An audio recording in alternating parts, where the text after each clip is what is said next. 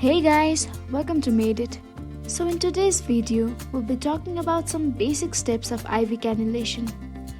Before starting the procedure, it's necessary to gather all the required equipments such as sterile gloves, tourniquet, alcohol swabs, IV catheter and tubings, and sterile dressing.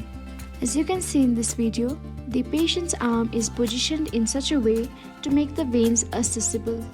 A tourniquet is applied 3 to 4 inches above the selected insertion site, making sure it's tight enough to restrict the blood flow but not too tight to cause discomfort to the patient. Now we ask the patient to open and close their fist to help dilate the veins. A suitable vein is usually located by palpation or by visualization. Now the insertion site in the patient's hand is cleaned with the help of alcohol swab. The vein to be punctured is now palpated.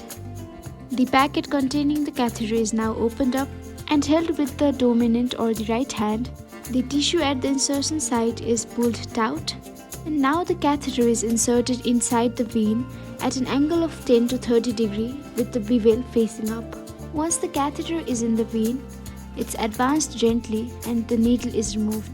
In this video, some amount of normal saline is injected into the vein just so as to ensure proper placement of the catheter.